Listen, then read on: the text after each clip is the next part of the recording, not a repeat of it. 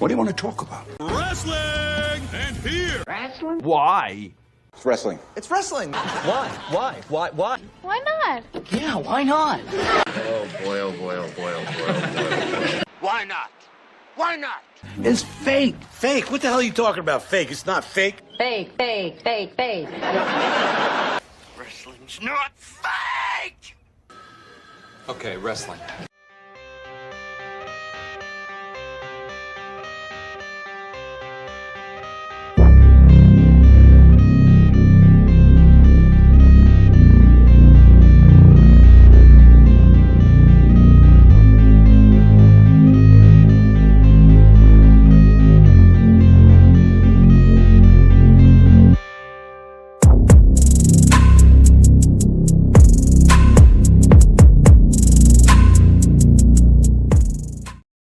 Hello, ladies and gentlemen. Ronald Ray here, your old boy with a cornbread accent. How's my volume too loud? I need to cut down a little bit, but I need to cut my down a little bit. Okay.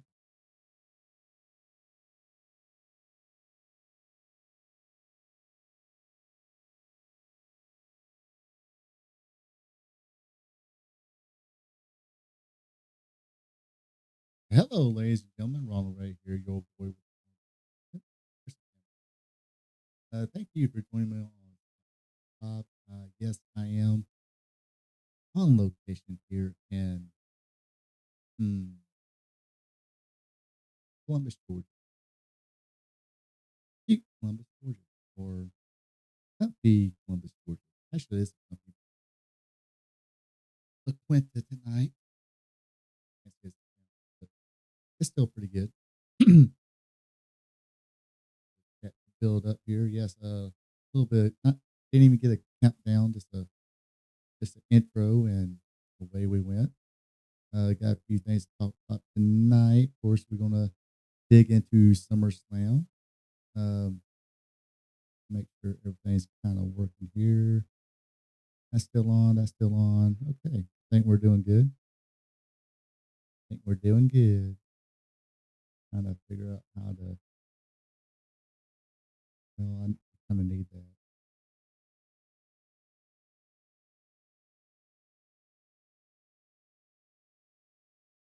Just gonna have to try that.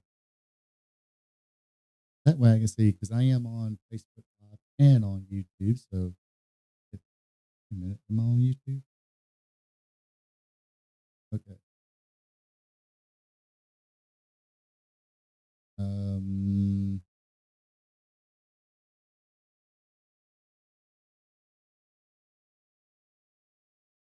I thought I was on YouTube. But, okay, it says I'm there.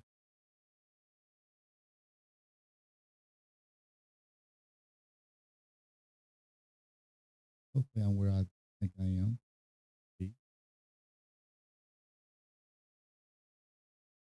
Yeah, this is the problem when you don't have multiple screens.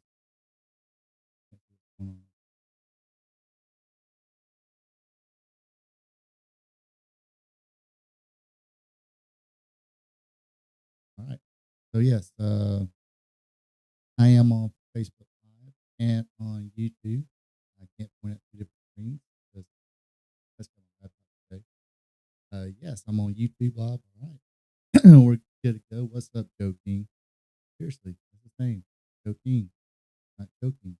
He's Joe King. Anyway. But yes, I am on Facebook, like I said, Facebook Live and YouTube as of right now. So join me in the comments. Either one you're on, just join me in the chat on YouTube. Comment on Facebook. Also, be a champ. Help the boy out. If you dig it, click that like button. Also, if you're not a subscriber to my channel yet, on the YouTube, click that subscribe button. And don't do like I do. Hit the notification button. That way, when I have new content out or I'm going to be doing a live stream, you'll be notified. So if you don't follow me on Facebook, reach out. Give me a friend's request. Yes, I will if I think it's things fraud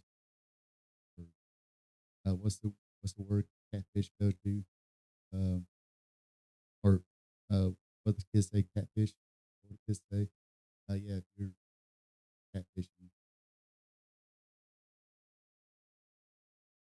I'm not. uh, I'll say it again. I'm poor. I have no money. No need to try to catfish me. If I had money, I'm too. That sound better? Way better. So hey, am I sounding good? You see me? Sorry for the glare. I got my hat, and if anybody's ever worked outside or worked in construction, how to wear a hard hat, you know how uncomfortable they can be. So yes, understand that. I'm not wearing one. Sitting here doing a way too uncomfortable. Man, I need a screen so bad, so bad. What can we? All right, let's get things started here. A little bit of news today. Just read that Jack Hager or Jack Swagger, as a lot of you know, says he's at least not doing it full time. Uh, here we go. Poop.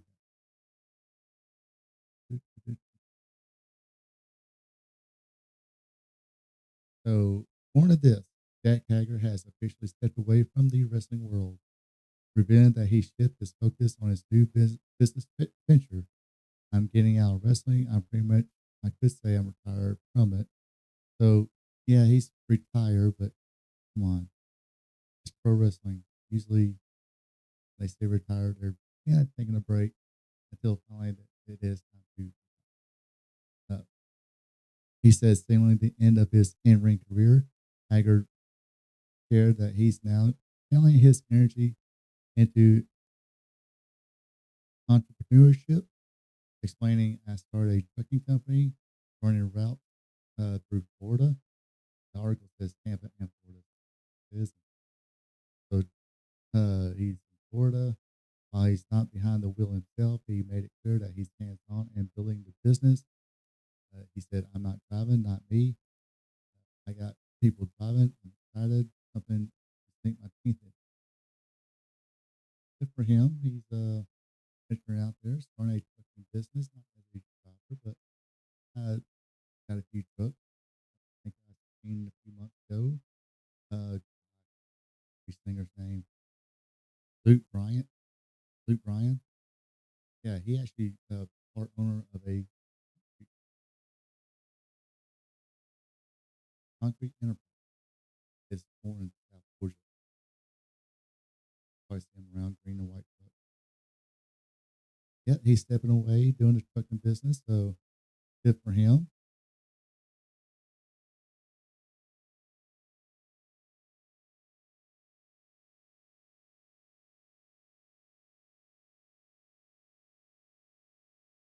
Yeah, good for him.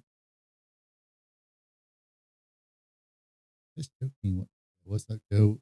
Hello, Brenda Watson. I don't have no. Right. We got a couple that was did put it in the refrigerator. It's not cold. Here we go. Spit it out. So yeah, good for him.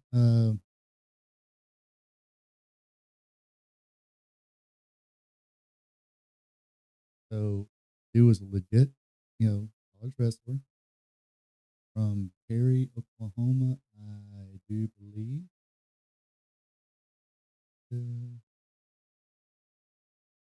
So birth name, Donald Jacob Haggard. Actually, not bad. He was born in Fargo, North Dakota. Went to the University of Oklahoma.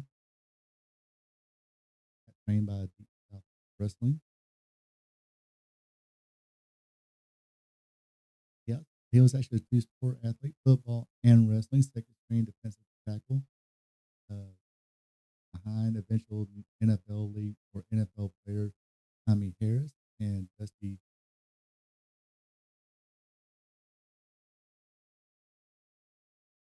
During his junior year, he was introduced to Jim Ross, of course, who was WWE's head of talent relations through former OU defensive tackle Dusty Correct, Hager's close friend and roommate. Ross encouraged Hager to contact him after graduating to see career in professional wrestling. At the 2005 NCAA Division I championship, he lost to the University of Pennsylvania East in the second round and did not play. As a senior in 2006, he had a seventh place finish in the NCAA championship and also defeated future national champion Dusty Fox from Northwestern University. Hager was named All-American at season's end while setting the record for most pins in a single season with 30.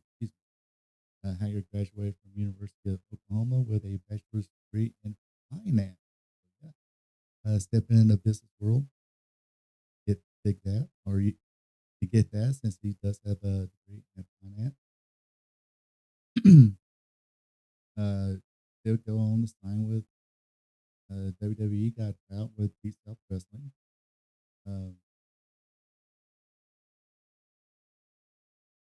He competed mainly in dark matches before being moved to Ohio Valley Wrestling in 2007. Rest is there. He spent from 2008 to 2017 with the WWE. Was a Money in the Bank winner, won a world title.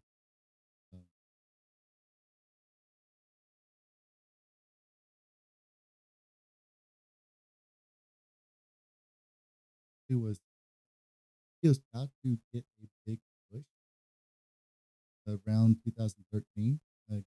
At Deb Coulter as a manager. Of course, Deb Coulter is better known as Dutch Mantel, bad motherfucker. But WWE said you can't use your real name, your government name, Dutch Mantel, bad motherfucker. We this guy plays Deb Coulter. Has anybody seen that Unreal on WWE or on Netflix? WWE, like every wrestler on there, they, say their gimmick name, but they'll all say the government name is this. That's him. I was like, yeah, my government name is Philip Brooks. But yeah, so his team was up for the time he moved big thing. Uh, kind of a Republican conservative thing, but went back, I believe, thought they was kind of insulting it or just trying to make it look bad. So they were going to do a program with him, but I think he bowed out, and it was going to be somebody else. Yeah, who it was going to be. Don't say. Anyway, that was going to do this WrestleMania program. It might have been Slim Beck. Slim Beck was all for it until he got pulled over and got busted, and that pretty much killed. They squashed that storyline, killed his push, or killed that push.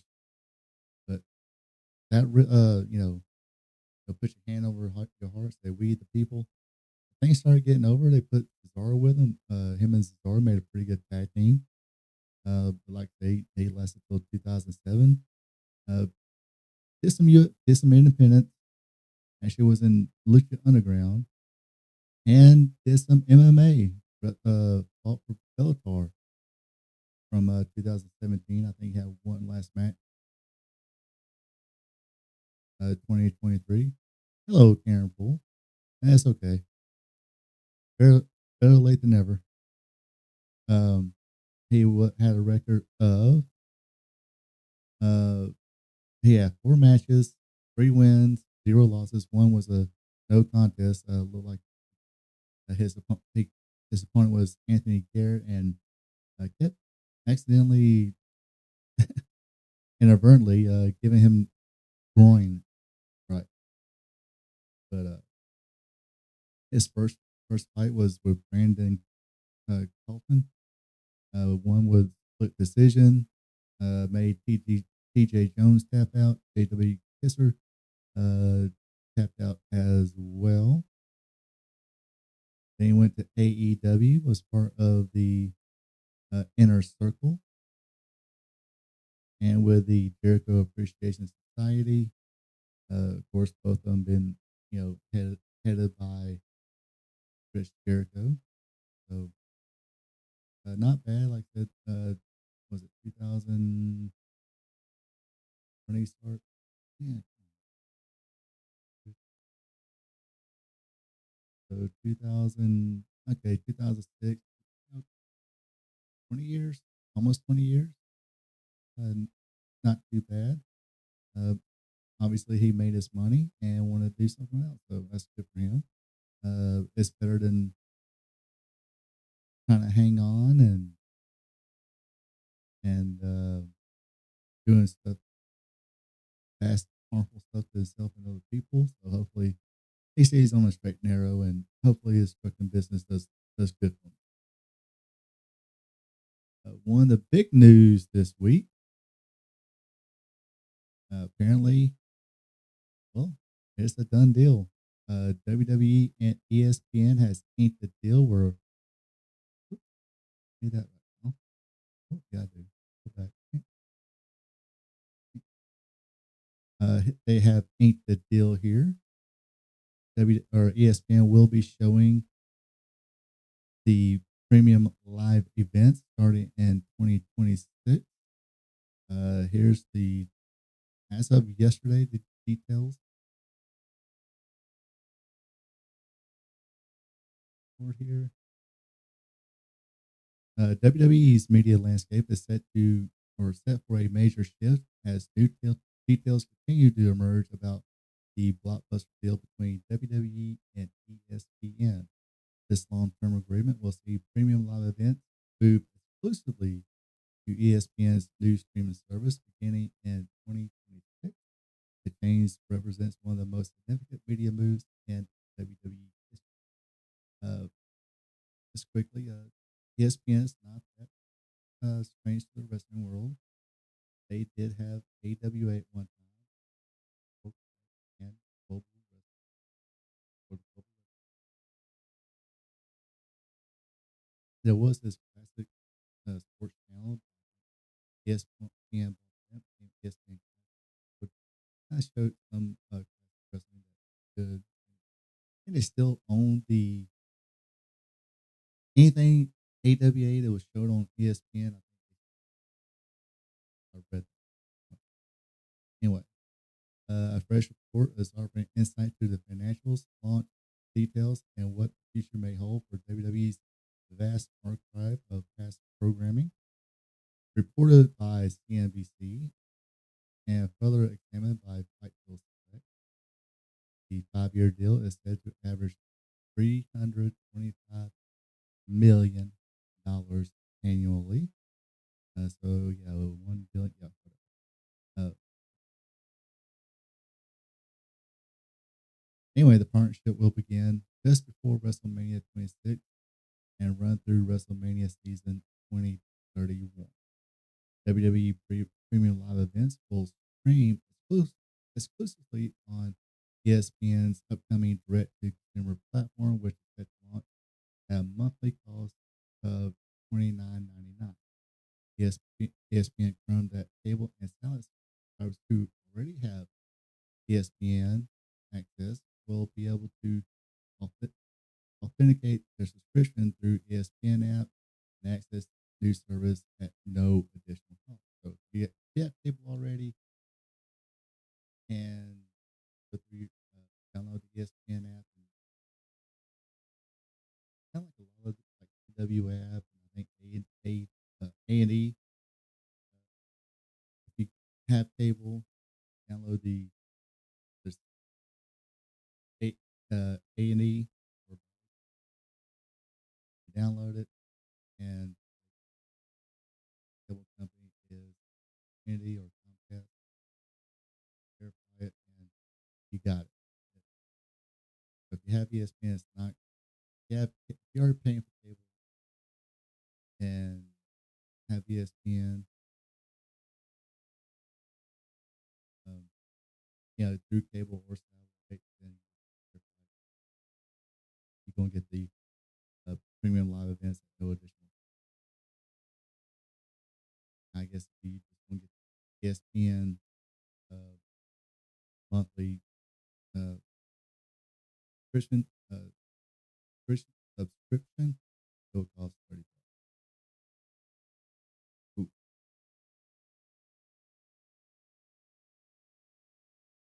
So that's gonna be kind of steep, but like I said, if you already have ESPN, you have cable, have ESPN, you get it for. I wonder. I have to look into that. Anyway, while the deal firmly addresses the future of WWE's live event program, it leaves a question mark over the expansive archive of historical content. The report notes speculation that WWE may be working on a separate arrangement with Google to distribute archive content more broadly through YouTube. Meanwhile, the ESPN streaming platform will also feature integrated programming or integrated coverage of NFL Network and NFL Red Zone, positioning it as a major player in streaming. With Monday Night Raw continuing on Netflix and Friday Night SmackDown staying on USA Network, WWE has solidified the primary U.S. homes for its weekly and live event content. All that remains is an official announcement regarding the next destination for WWE Historical Library, which currently resides on Peak. So, good for them. That means they're making money. I mean,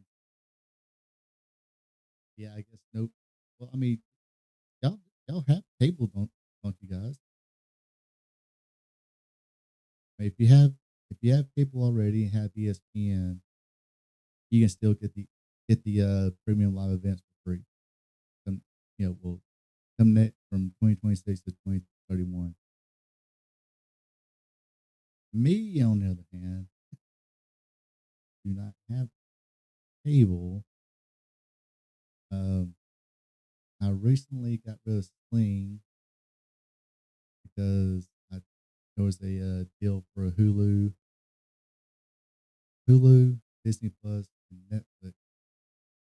Or not Netflix. Hulu, Disney Plus, and Max for it was like 30 a month. So I took that, got rid of Sling. Now I just watch Dynamite on Max. I'm out now anyway. So that's, we'll see what happens next year. I mean, lots of things can change. Um, maybe I have a little bit more expendable income, disposable income. Maybe I can start making some money off of this.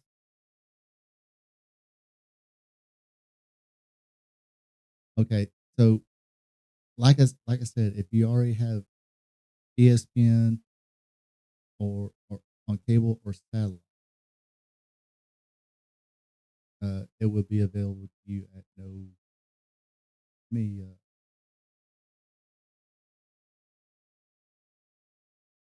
copy and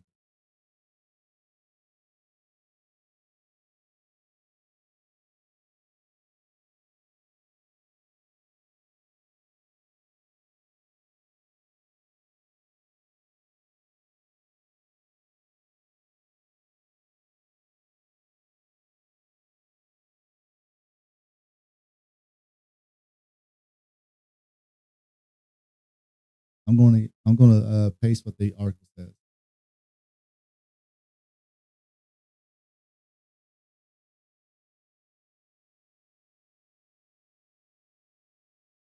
Yeah, yeah, a lot. Okay, a lot of stuff you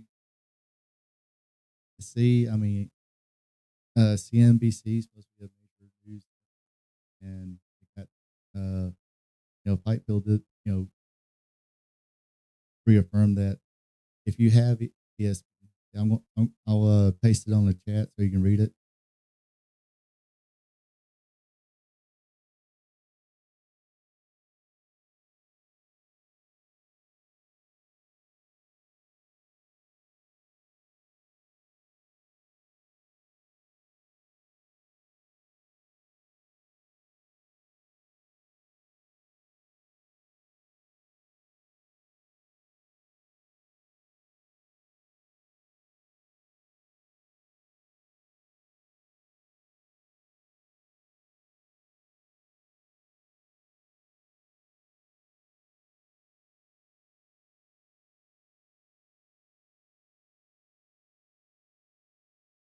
What?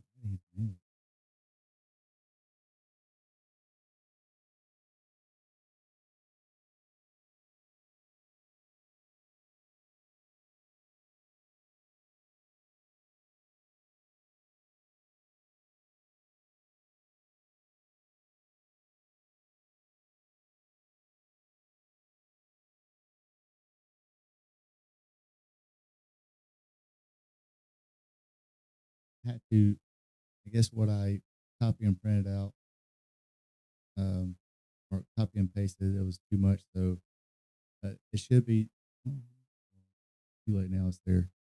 So know it if you already have ESPN through your cable company, all you gotta do is download. All you gotta do is authenticate that you have it already through your cable company when you download the app on your smart TV or Fire Stick or whatever.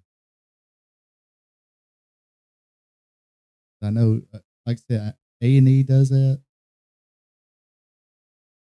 I mean, I don't think they have a paid streaming deal, but I know you can't just download A&E without having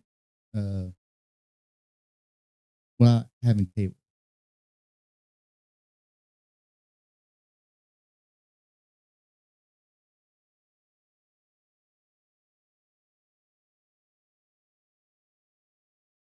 So if you have ESPN through cable or satellite already, you're fine. You should be able to go through and download.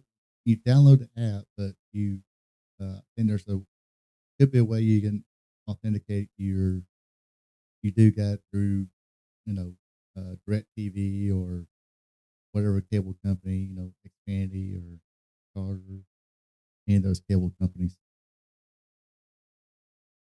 and that way you'll be good to go.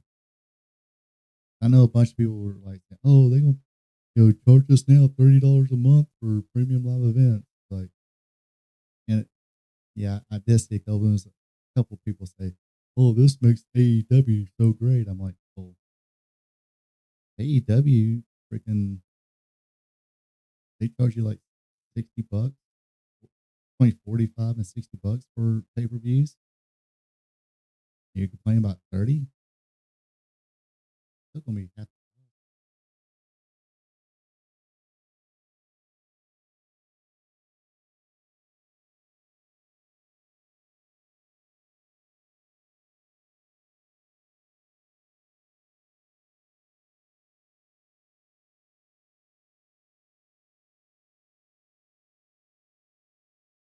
Uh, but yeah, I think it'd be good to go. Like, I don't know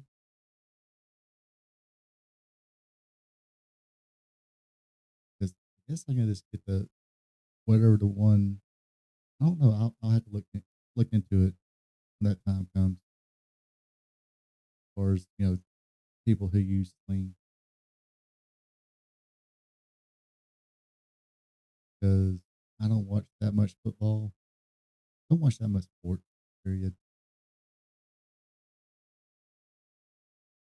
And somebody did post like I got to check the math again. The thing somebody put on there. He just said like to watch WWE come next year is going to cost you $513 a year. Like, oh, do the math.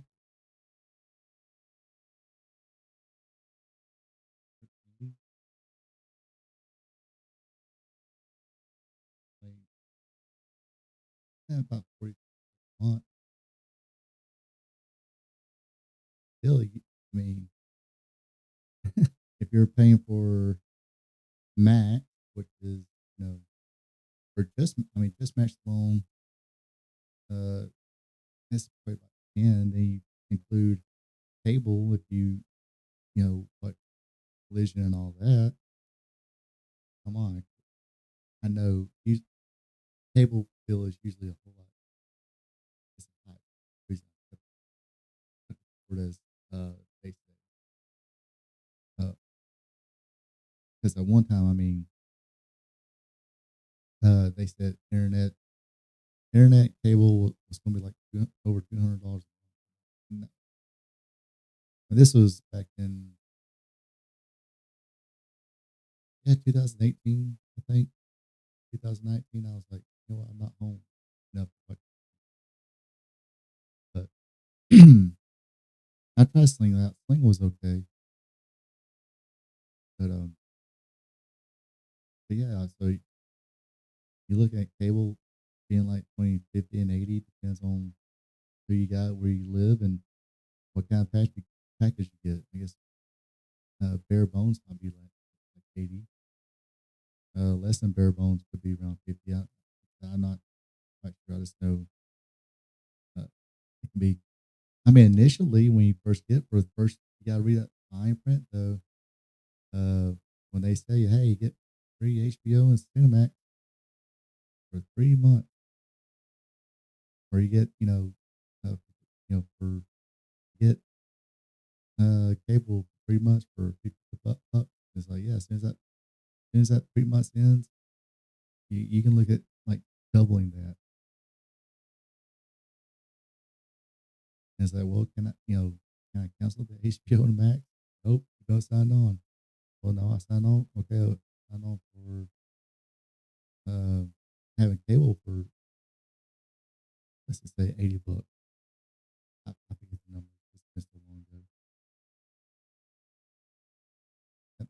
Like, okay, 2 years. Yeah, okay, that's 2019. Oh, yeah,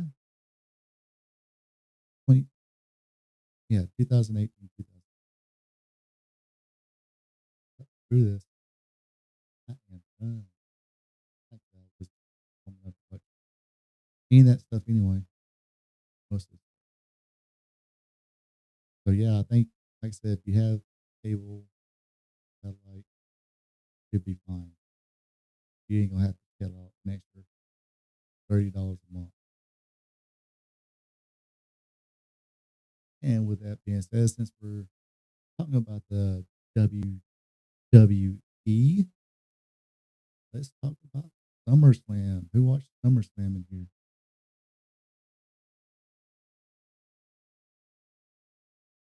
I dug it. I watched it, dug it. Like I said, I had went to a show Saturday night, so I didn't watch SummerSlam till next morning, or night one of SummerSlam till the next morning. And of course, that night, Sunday night, I watched SummerSlam. Glad they started it at 6 o'clock, ended it at 10 on Sunday night. Um, thought would maybe it would end earlier, but they like I made a joke about one of my boys. Like, yep, looks like Cody Rhodes is going back to those AEW days where matches just drag out.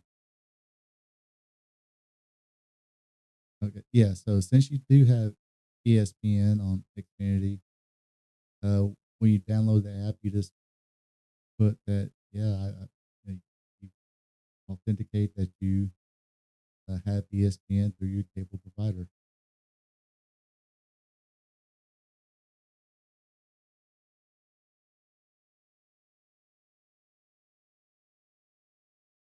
So yeah, you should be good. You shouldn't be able to, or you shouldn't have to fill out. According to the article, according to other stuff I read and other comments, uh, they're not making you, if you already have ESPN, your cable or satellite provider, you're fine. You're not going to have to shell out another $30 a month. It's not. I mean, that does. I mean, just saying it, that kind of sounds bad business, and that would be bad business as far as ESPN is concerned. Not WWE. I mean, WWE said, hey, ESPN came and said, hey, here's your about 5 truckloads of money, dump truck full of money. How about you do your PLEs on our network? We're about to do a streaming service, which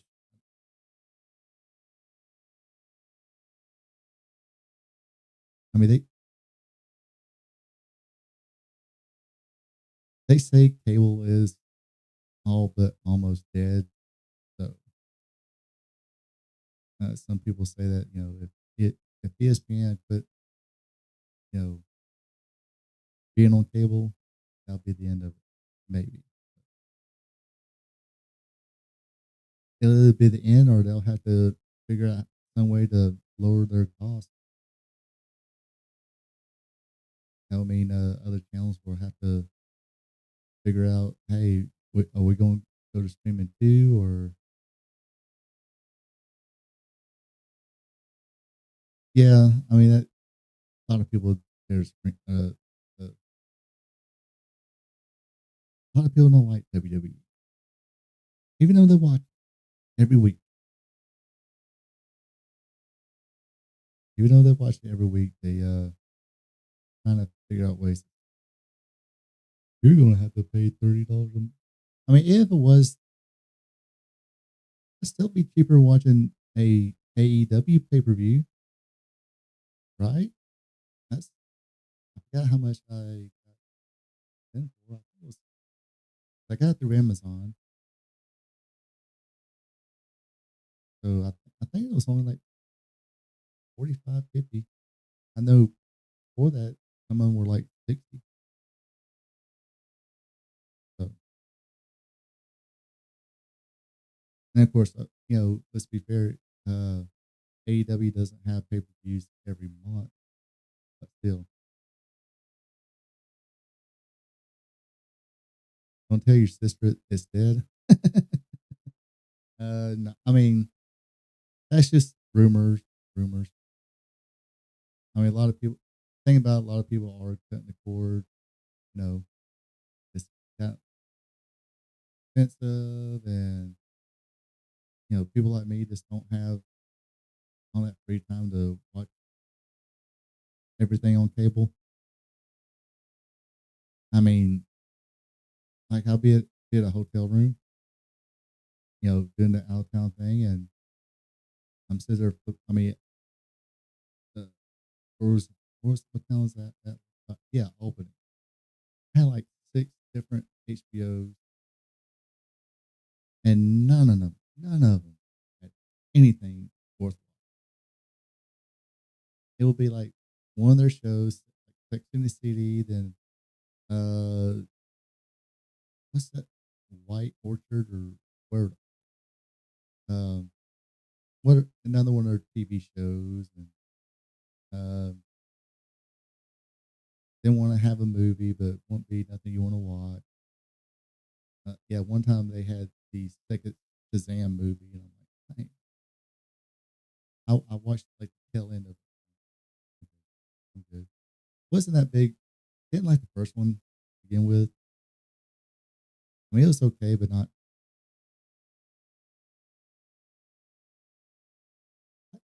like I said, I don't know. I know in the beginning. Well, I know the pay per views I got through. What was that called? Anyway, some other, some other. What was it?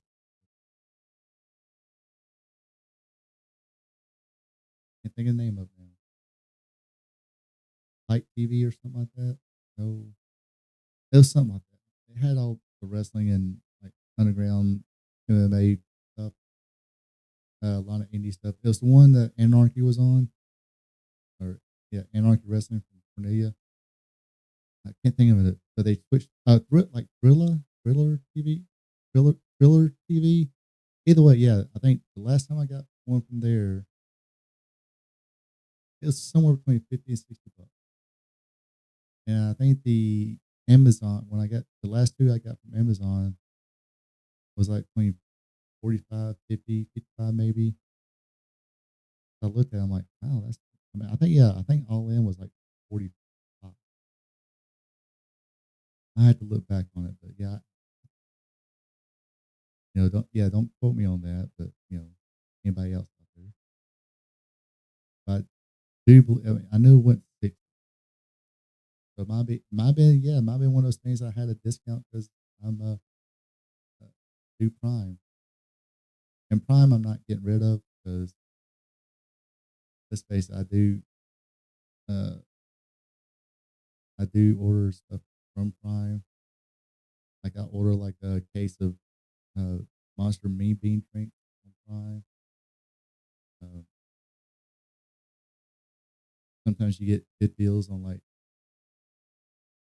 a 5 count case of body wash for pretty cheap. Deodorant pretty cheap. So if you buy like a 5 count bundle or something like that. And of course, shoes, clothes, some electronics, everything except for I think everything except for my camera, the stand, the multiple plug-in things you plug into the laptop, my sound card, soundboard, mic, even my keyboard. Because the keyboard on my laptop quit working. If I press 8, it comes up. It'll on the 8. And I think another letter too. I think the number 7. I've had this laptop for a while. But the keyboard says Amazon Basic. Like I said, the mic, stand, or this desktop stand. It's not the big pulls out. Nice solid thing.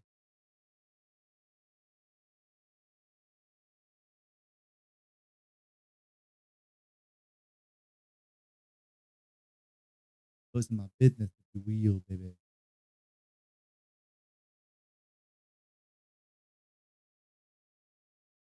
Family, friends.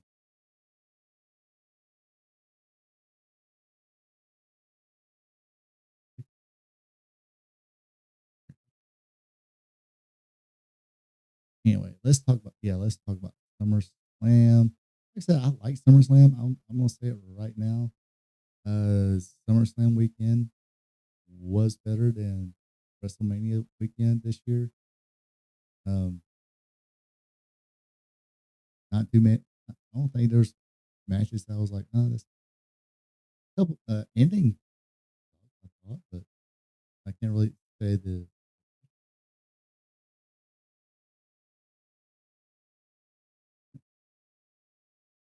Yeah, my family's probably sitting there texting amongst themselves. Now they're going to texting me. Just to get on my nerves. Family, I love them.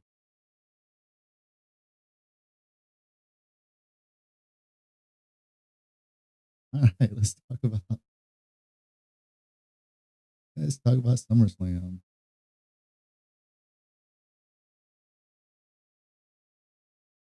Let me go ahead and explain one more time that I would love it.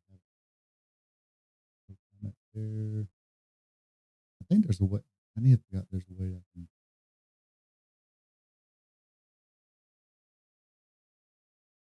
But not only my chat on the YouTube chat on here on OBS. Oh, son of a mother! That had the Facebook comment.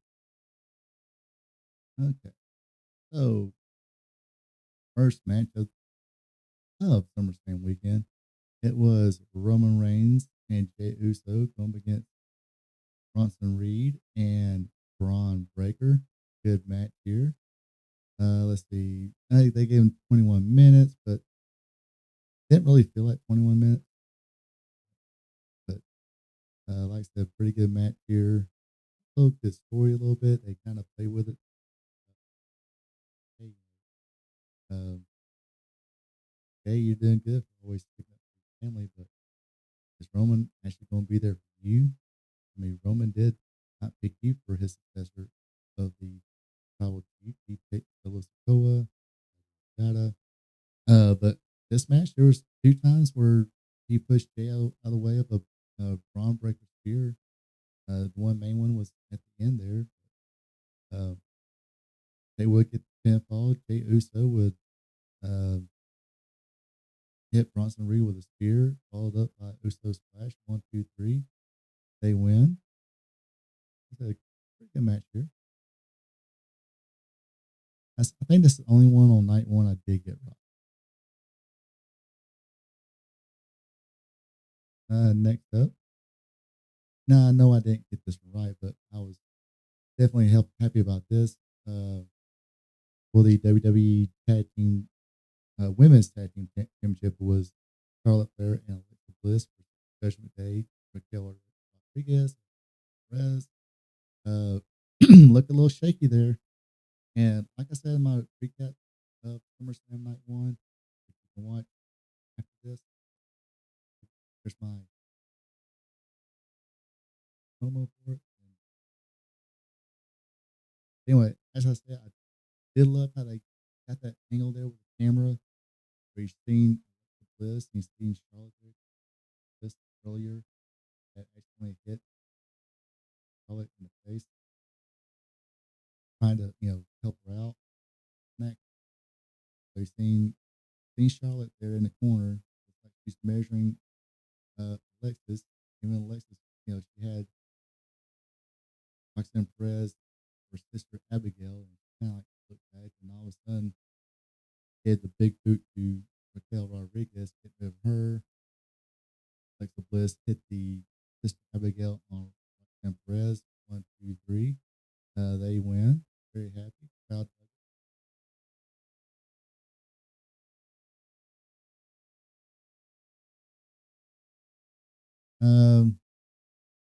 This was not a great match, but I don't know, something about Karrion Kross. He's a promo guy. I don't know if it's because he don't spend a lot of time in the ring. I don't know, it just didn't mesh well, or Karrion could have been like this, maybe. I don't know. Not say nothing. Not really do not know. But it's Sami Zayn versus Karrion Kross. The Kross win. Sami's got say, hey, you were right, Karrion Kross. If Sami won, Karrion had to say, I was wrong. You Sami. That was Sami Zayn defeating Karrion Kross.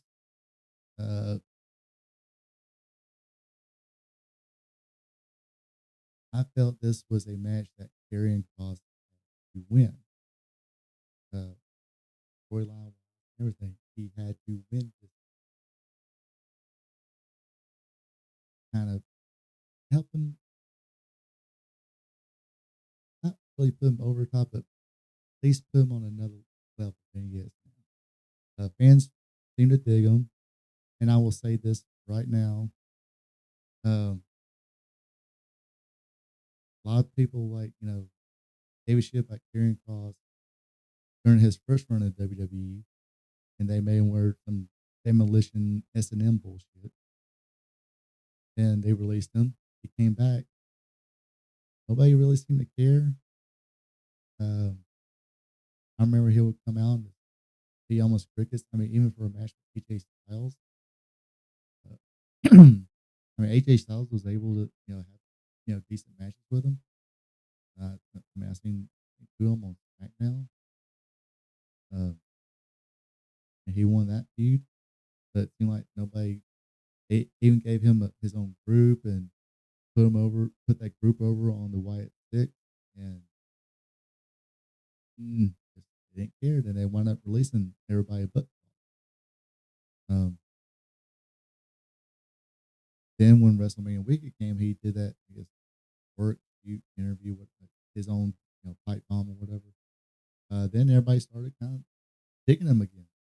Like, oh, we love Karrion Kross. So I don't know if that had if they actually do remember that. They think, okay, the only reason he's over is because of the pipe, his work shoot promo at WrestleMania weekend. I don't know if it's really that or they're really coming around. My opinion is the promo. Now everybody. Uh, so I was thinking, it's like, hey, you got the storyline right here, pretty good.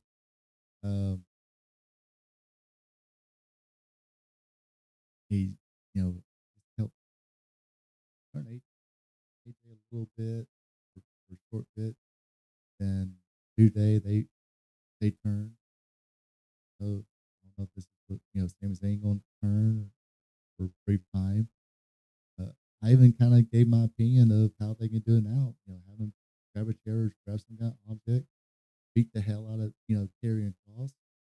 Then, referee sees it, qualifies Sami Zayn. And as he's, beat Karrion down, Karrion would be kind of, taking the hits and laughing at the same time. And now Sami Zayn's got to sit there and, keep on hitting him, say, "You're right, Karrion," and keep beating him. I thought that would have been cool. I thought that would be a cool ending. I don't think anybody would have booed Sami Zayn even after that. Um,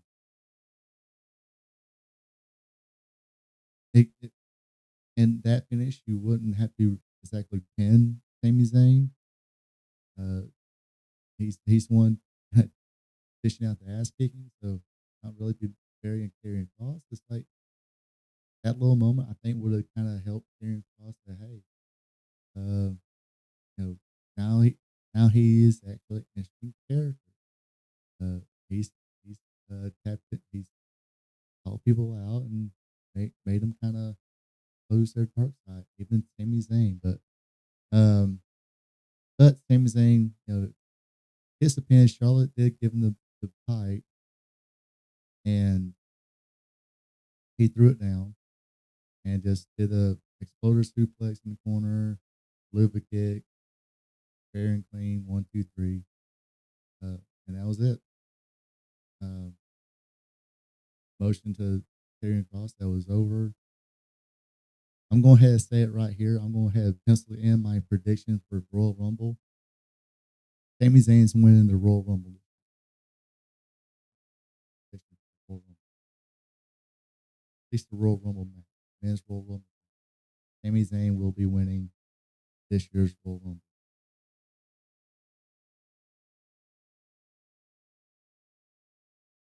He'll probably get whoever the world champion is. Probably to beat them. Might be Seth, might be whoever. Might be Punk. Who knows? Punk might win it back. Between now and WrestleMania. Oops, I had to get away. Anyway. Yeah, it might be Seth Rollins. Might be CM Punk. Who knows? Might be Gunther again after he gets back from his injury. But nevertheless, Sammy's gonna win Royal Rumble, probably win the world title, go on Raw, get that he deserve it. Um,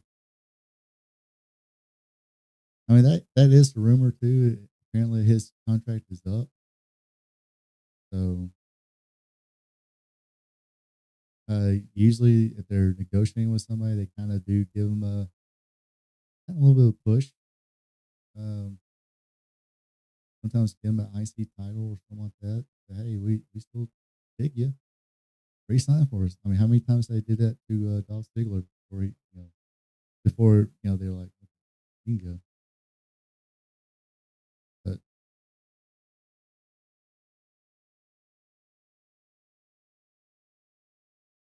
and then again, I mean, if this contract was up, they ain't had no reason or not reason. They weren't going to resign him. They could have put him in a dark match with somebody. Who cared? They didn't have to do a program with Sami Zayn. But like I said, I don't know about that contract. I mean, like I said, I read about it. Supposedly, it was up this past weekend, and he wasn't on Raw. I don't know if they're um, going to resign him or let him go or whatnot. I don't know if he's getting other offers. Maybe I mean they do got a working relationship with TNA, so maybe they're going to send him down to TNA, or TNA is going to sign him. Wink, wink, nudge, nudge. Uh, I I never say never. I just don't think AEW wouldn't know what to do with it. Period.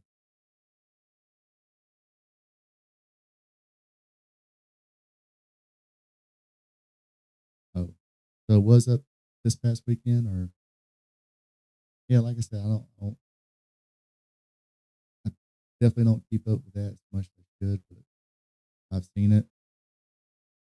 But then again, I'm like, well, why they're because sometimes you'll hear that and they'll say stuff, then all of a sudden, like that following day is like, oh, they have resigned.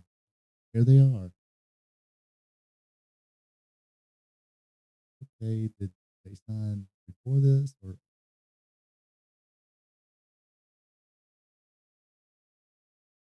like Elizabeth Bliss was out, then all of a sudden they came to an agreement and there he was. Oh, so now they offer okay. And who I guess Becky was Seth Rollins and Becky Lynch both. Supposedly it was like on the deadline of their contract running out, and boom, there it is. They're there. So you really don't know how to look at that.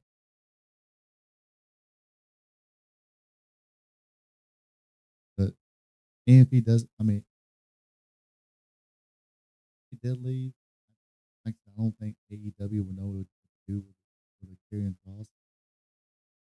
Too big. uh, I mean, only thing you really could do is put him in a program with Powerhouse Hobbs, which like that I think Alia. No, the dude's not going to give you 5-star matches, but he's got star potential, like big star potential, especially in AEW where they need an attraction, a real attraction there.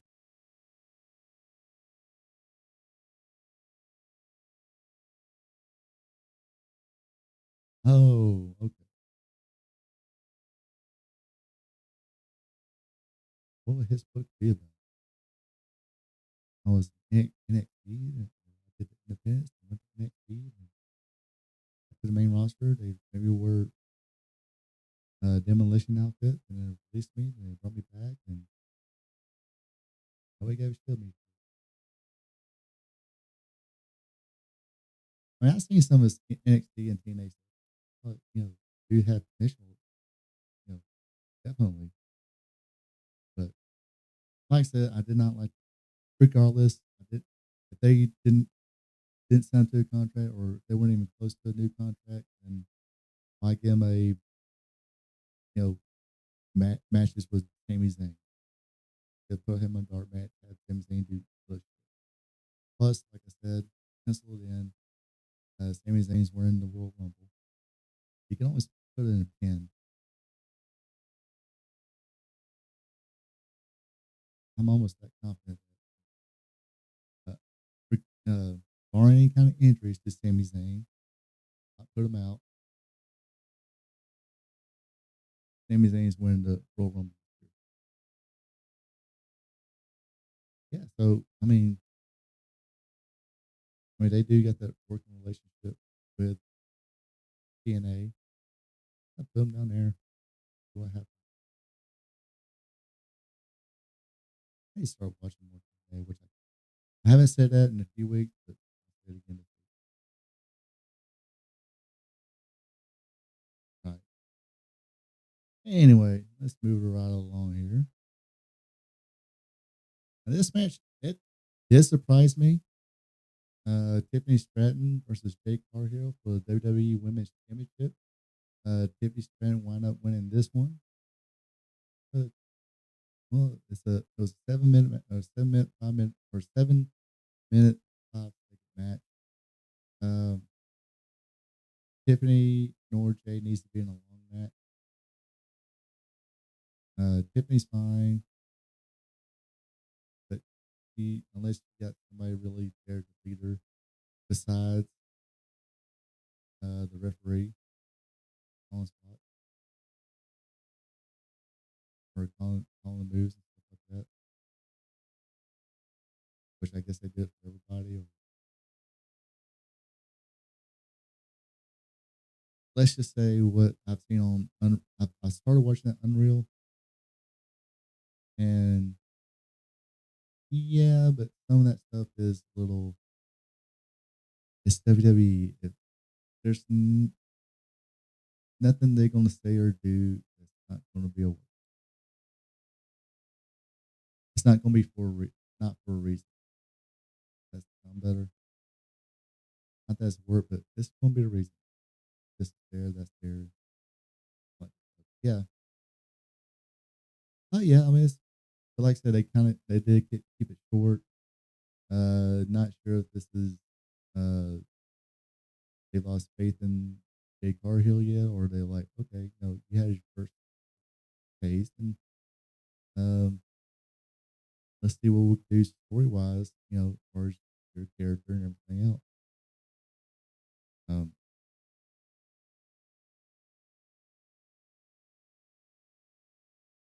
I don't know if they can do the whole. Hey, I thought I had her. How it came so close. Rookie mistake. She's not a rookie. But, and I took super jaded. I don't know that sounds corny. They're not going to do that, but uh, they can do their own spin and go that route. They get more fans kind of or turn or heel maybe. Um,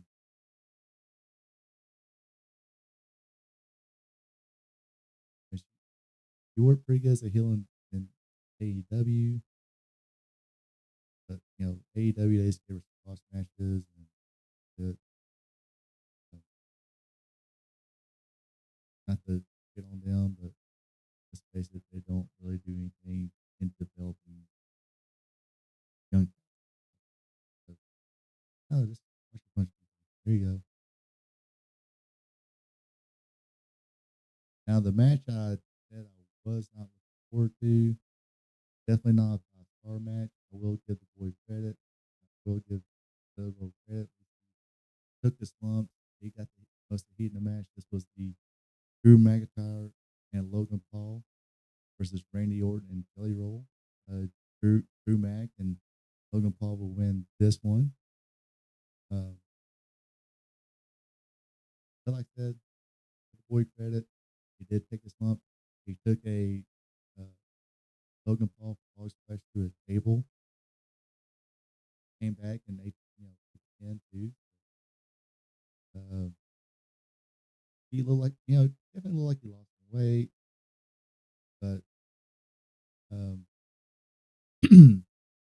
like I said, it's just that aspect of it. I'm just like, oh, what if him in there, but I will give him his prompt. I mean, still wasn't a great match. 17 minutes, 10 seconds.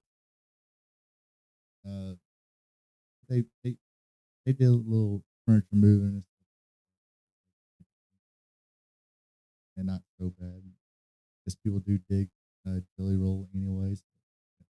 That made it all good. But yeah, I was wrong about this one. I thought, okay, let people be happy about this one. Yay, Jelly Roll won. And we got to see an RKO. Or, Jelly Roll could have used RKO. And, hey, I learned this from Randy Orton. Yada, yada, yada. All right. Now, for your main event of night one, it was CM Punk going against Gunther for Gunther's World Heavyweight Championship. 30 minutes, 20 seconds. It was a good match, but it was your typical Gunther match.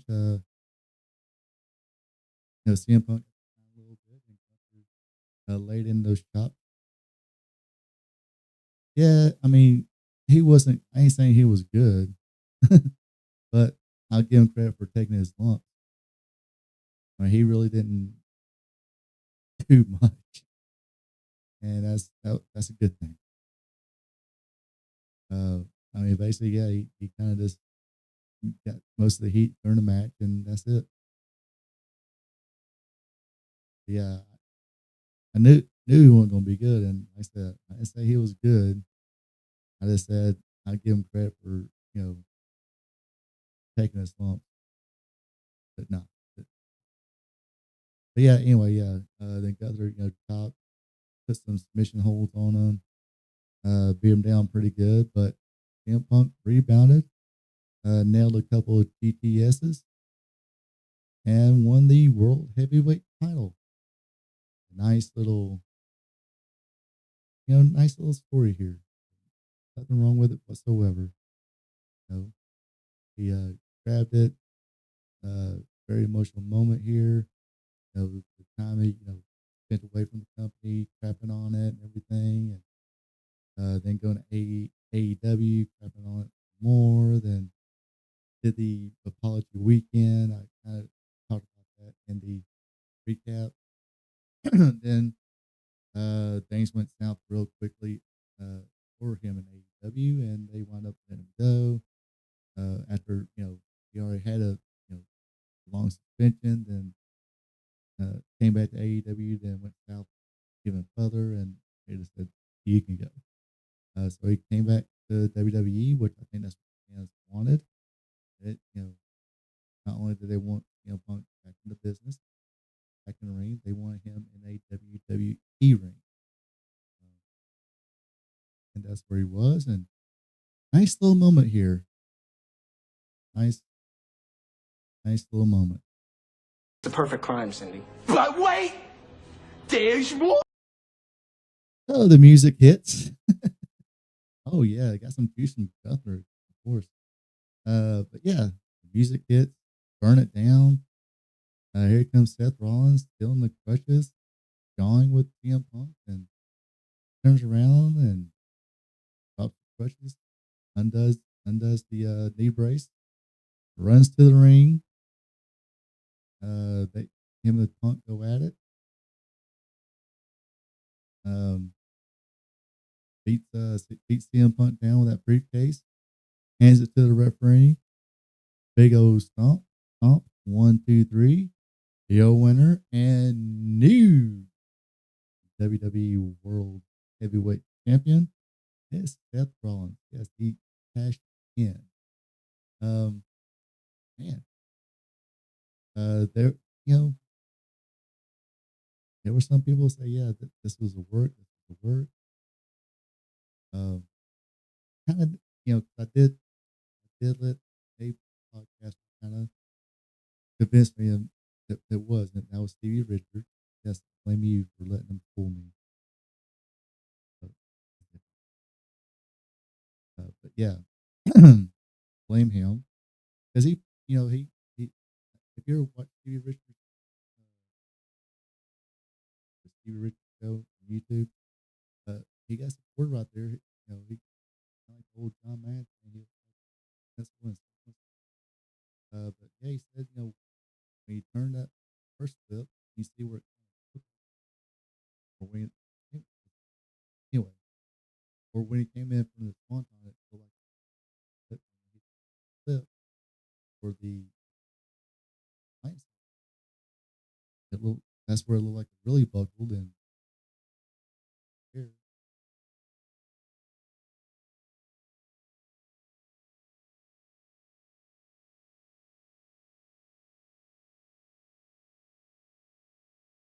I think you see him for Peter Richards. Please let me be. At least you did.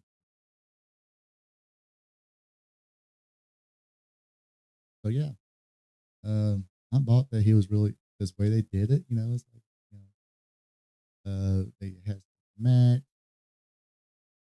Now maybe there could be a conspiracy theory out there that hey something did happen. He did have a sprain and he didn't. It was kind of bad. So he did. Probably didn't think it was totally like broke or any kind of tear or anything. So maybe at that moment he. This is a theory. A theory. It could happen. I'm not saying it did, but maybe he got him in there and the referees right there. We all know how tuned in the referees are to the people in the back. That conversation was Seth Rollins. Yeah, I'm just going hop along here and uh, go ahead in the match quickly, and everybody's going to think I'm hurt.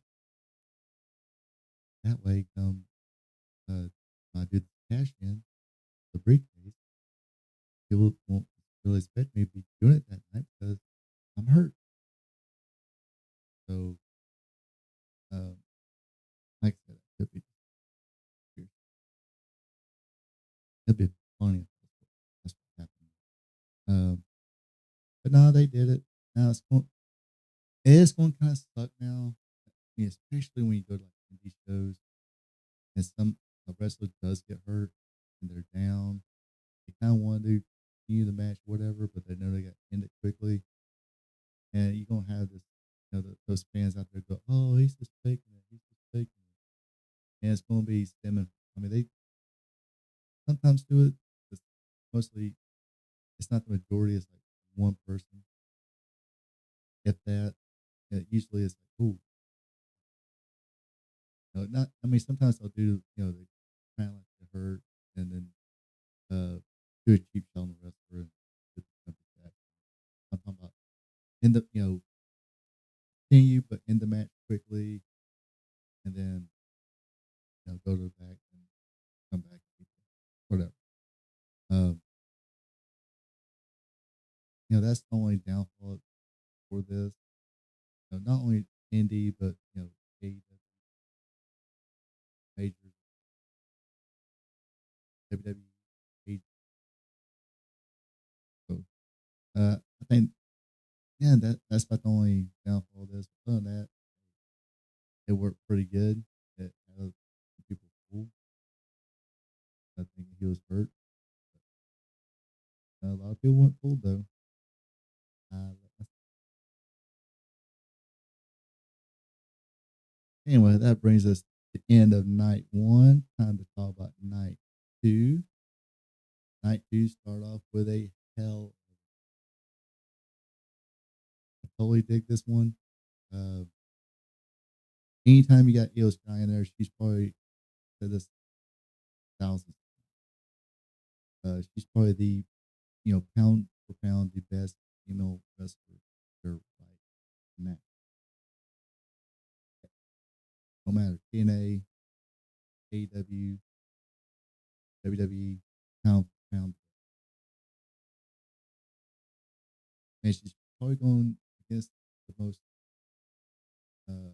over superstar in the one of the big stars of WWE, men or women, Rhea Ripley and Naomi, who's having a great run right now in that enter with caution Naomi type deal.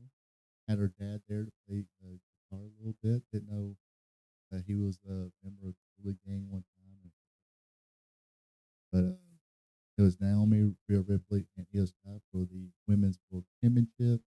Naomi's sneaked one in there.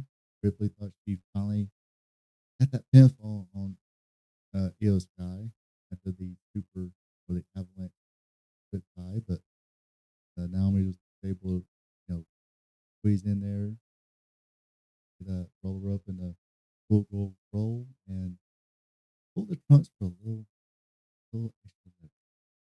Good heel. 1, 2, 3. Naomi's your winner and still champ. I got that one right. Next up, you had a lot of shit going on for 16 minutes. It was a six-pack tables, ladders, and chairs match for the WWE Tag Team Championship. It was a Wyatt Six defeating Andrade and Ray Phoenix, DIY, Axiom, and Nathan Frazier. They look like to be pretty decent. I don't watch next week. Probably need to watch that. About TNA. Motor City Machine Guns, Street Profits. But yeah, they started in and kind of eliminated the Dexter Loomis and Joe Casey for a little bit. A lot of breaking the table, a lot of people shining. I see what was it? Spanish Fly from Ray Phoenix on uh, Angelo Dawkins through a table from the top rope to the floor on a table. That looked pretty good, I thought. But then you got the ladies; they got involved, and for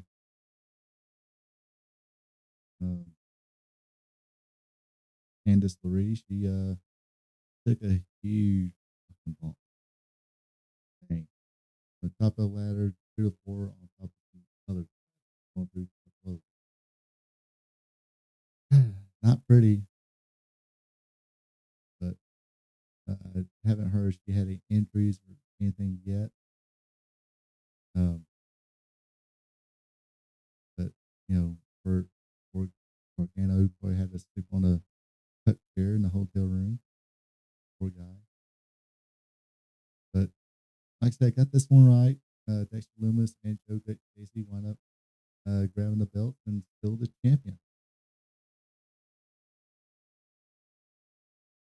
Next, we had a match for the WWE Women's Championship.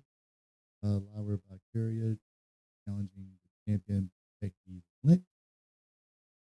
Um,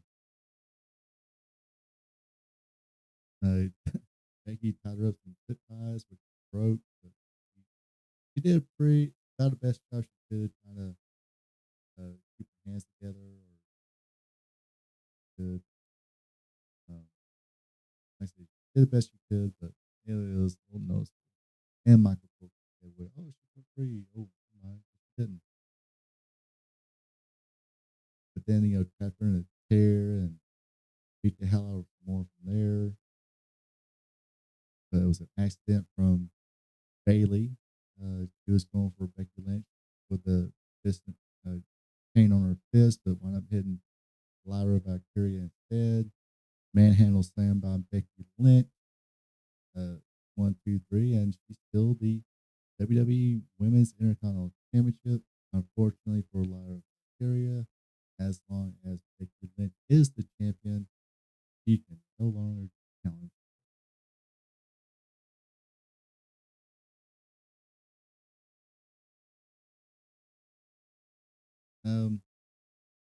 Probably not one of the best cage matches ever. I mean, it was all right. Solo Sikoa defended his United States Championship against Jacob Tattoo. I mean, it's pretty decent. Uh, Hard hitting, heavy handed. People seem to dig Jacob.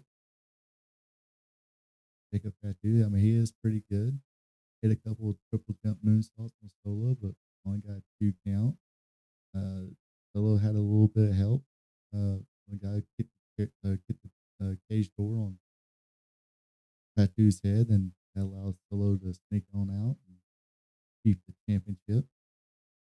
So probably not, definitely not the greatest match. I won't say it. I've seen better and I've seen worse. I've seen a lot better and I've seen worse. I don't know. I think it could have been. If you're just going to do juice in a match, it should be the cage match. Well, I definitely don't think so. The blade. I don't know if that was a blade job. I don't know if that was a blade job or just a packet whatever or cap whatever. I have to look at that. But I did notice that when Gunther did took his head underneath the table, like, oh, what you doing there, Gunther? This is the kind of match two big badass Samoans, or any two big badass dudes.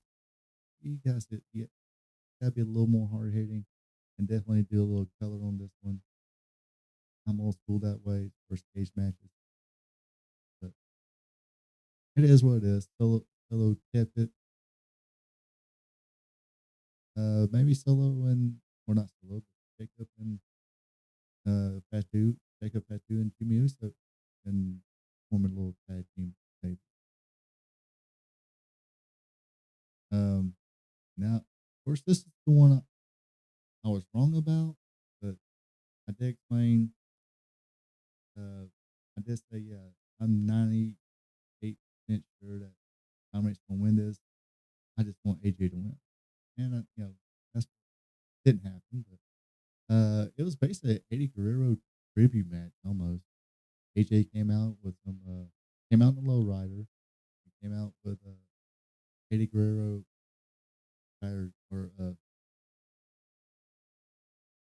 uh, inspired, gear with the flames and the AJ Styles on the back, and the same way Eddie Guerrero did his. Uh, this is a good match. I think this one could have been longer. I mean, I don't know if they just don't think Dominic can go that long, or I mean, the Lynch and Valkyria match that was 25 minutes, but that's 25 minutes of a bunch of furniture moving to keep your interest. But I mean, it could have been a potential to be that show out, like Joe King said last week. This could have been that show out match. Say, hey, uh, I'm Dominic. I can fucking go. I'm ready for it. But uh, but no, it's more like the Eddie Guerrero tribute match. They Dominic grabbed a chair, slammed it down, tossed it to AJ. AJ horse collar around his neck, and laid down. And of course, the ultimate was when Dominic unzipped his boot. Uh, AJ had the calf crusher in.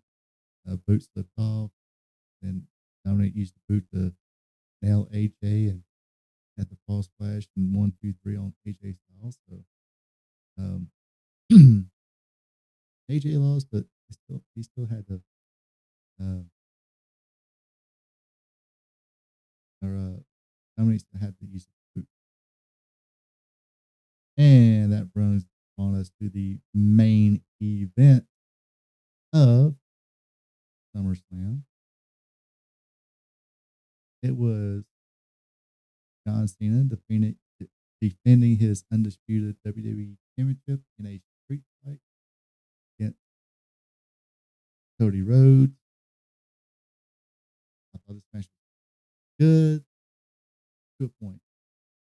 Like I said earlier when I was talking about this, it seemed like I ain't joke around with. Oh, see, AJ's going back to the AEW thinking we're going we're going to try this with the match, and they did. There was a point there was like, look, uh,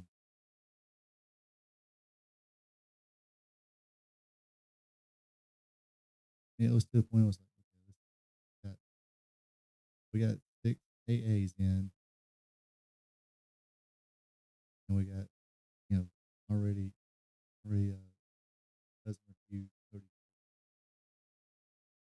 and 6 also in a hat. 3 of those with a hat. Yeah, I like the AJ Imperial match. I think like the probably could went long, but like this more look more like a Eddie Guerrero tribute. But if you watch Raw, I think they're setting up for another match between the two. So what's the it's probably going to be on Raw or something like that. I'm not sure if it's going to be on the next premium or the next premium. But yeah, I think it's around almost 15 minutes. Come on, but uh, but the end kind of made up for it. Cena was going for another avalanche AA onto the table. Cody got out of it, hit the Cody cutter on through the table, measured him, gave him the salute, hit one more crossroads. 1, 2, 3. Cody wins. Now, I mean, John Cena did that promo and SmackDown, and hey, yeah, this is cool John Cena. So he submitted that hey, from at least this uh time forward, I'm going to be Mr. Babyface John Cena the rest of my retirement tour. That I will be the babyface. Uh, and so they kind of hugged, and Cena handed him the belt and everything. Uh, Shook hands. Congratulations. Cody left the ring.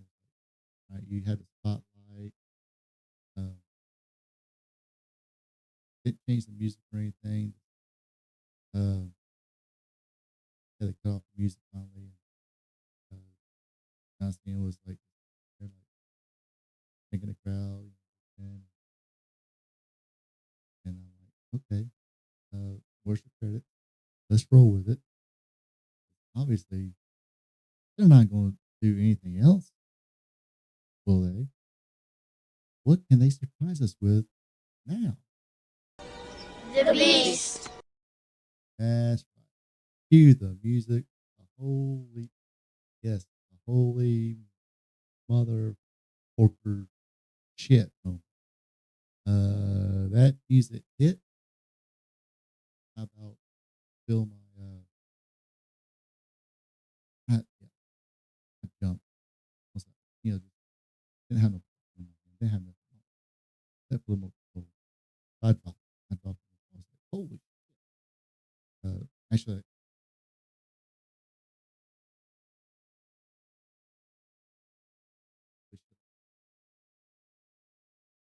uh, but yeah, Brock came out.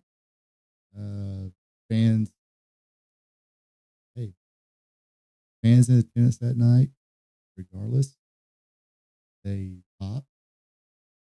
Uh, he just stared down John Cena all the way down, and finally took the vest off, took the hat off, ran to the ring, dodged a John Cena clothesline, hit an F5, put the hat back on. Whoop, my night's done. And carried on to the back. And of course, as soon as I, you know,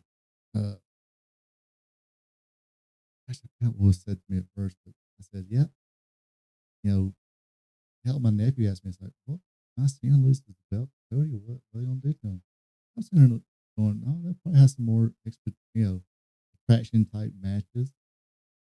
With John Cena on the way out. Probably one with a Rock. What's the phrase kids use these days? Bingo card. Brock Lesnar returning with everything going on. Was not on my bingo, but I should have guessed something when I think it was after night one or before SummerSlam. Somebody asked me about somebody else. Paul Levesque, Triple H said, "Hey, allegations were just um,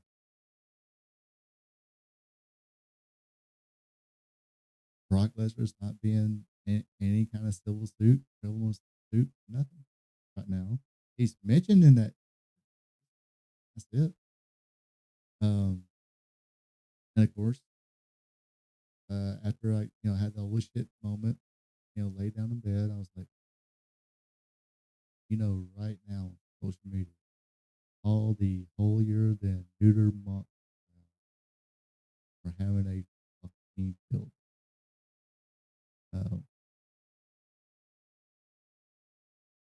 and they did. Seeing a lot of those messages. I don't know if I think I just made the joke that all the holier than neuter monk crowd. You know, I think at one point somebody said, I don't know, somebody said, I think somebody might have said in Twitter, I don't know if it was anybody famous, but they said, Hollywood should, disband with John Cena if this was his choice or he's going along with it.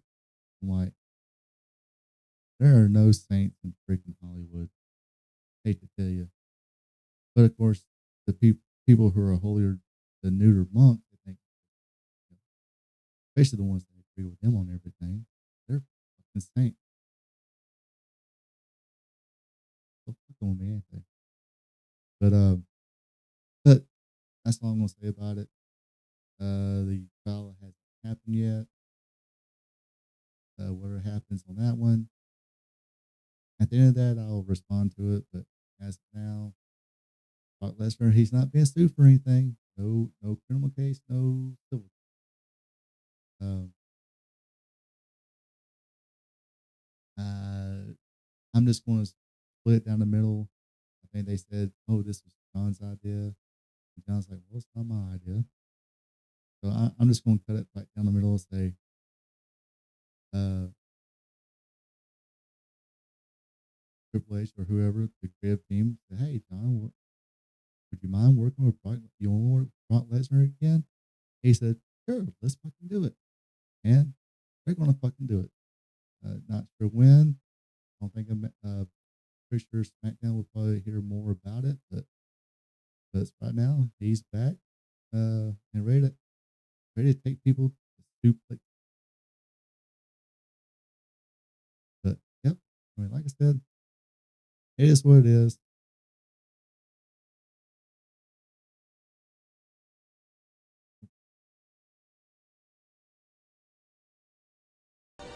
The Beast. But but yeah, like I said, match and all, it was good to the point. Didn't drag. Then the ending came. Then the holy shit moment. So now, is this my favorite match of the whole weekend? Nah. I think my favorite match of the whole weekend. I think I'm gonna give the triple threat women's match. Naomi, Rhea Ripley, and Io Sky. Um, After that, it'll probably be the Roman Reigns, Jey Uso, Breaker, and Reed match. Um, the Charlotte Flair. Well, I take that back. I'll go with the Mysterio Styles White Stick match, and maybe the Charlotte Alexa Bliss. Um, Becky and Lyra Um, hmm, Punk and Gunther, Tiffany and Jade, Becky and Lyra or Garcia, Solo and Jacob, and by far I think the really bad match of the night was Drew McIntyre and Logan Paul versus Randy Orton and Billy Roll. Uh,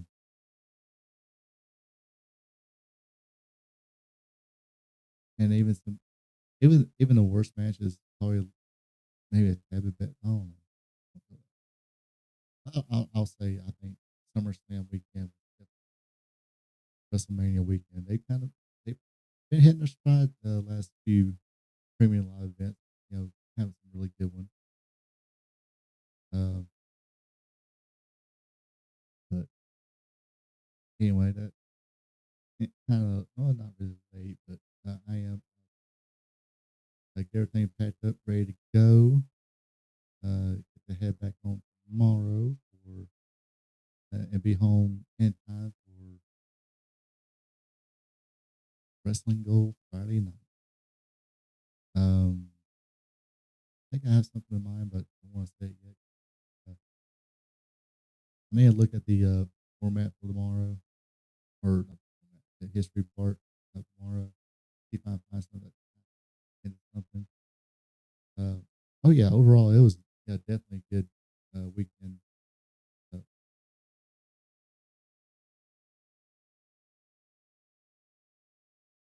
Good night. I gotta work tomorrow too, and I'm going to be doing a show. Yeah, good weekend for SummerSlam. Anyway, good night, Brenda. Uh, usually off. Oh, hopefully was earlier today. Anyway, yeah, I'm gonna go ahead and call it a night myself. Uh, I go ahead and set the thing up for uh, tomorrow's show. Not sure I'm gonna have on there, but you'll you'll know about it within 20 minutes or so. Other than that, folks, have a good one. Take it easy, and until next time.